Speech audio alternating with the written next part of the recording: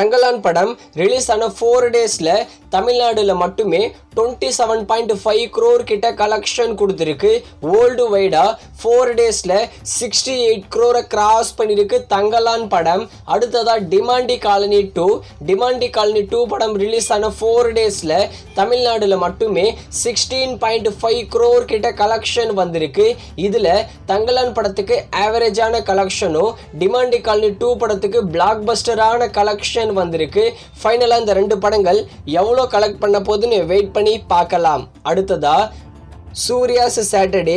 இந்த படத்தில் நம்ம நானி, பிரியங்கா மோகன், எஸ்ஜே சூர்யா சேர்ந்து நடிச்சிருக்காங்க. இந்த படத்துடைய தமிழ் ட்ரெய்லர் இப்போ வந்திருக்கு. ட்ரெய்லர் இன்ட்ரெஸ்டிங்காக அதே சமயம் நல்ல சப்ஜெக்டாக இருக்கும் போல். இந்த படத்துடைய ஹீரோ ஞாயிற்றுக்கிழமையிலிருந்து வெள்ளிக்கிழமை வரைக்கும் நல்லா தான் இருக்காரு. ஆனால் சனிக்கிழமை ஆச்சுன்னா ஏதோ ஆகிறாரு போல்.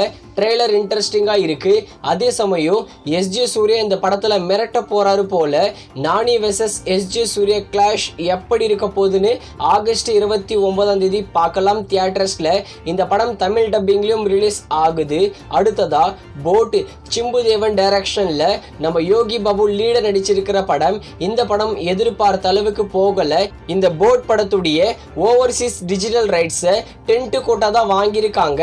இந்தியாவில் மோஸ்ட்லி அமேசான் பிரைம் வாங்க அதிகமான சான்சஸ் இருக்கு. இந்த படத்தை ஆகஸ்ட் 29 ஓடிடியில் ப்ரீமியர் பண்ணிடுவாங்க. அடுத்ததா the greatest of all time நம்ம தளபதி விஜயுடைய மூவி. இந்த கோட் படம் நார்வேல இது வரைக்கும் 2160 டிக்கெட்ஸ் கிட்ட சேல் ஆகியிருக்கான்.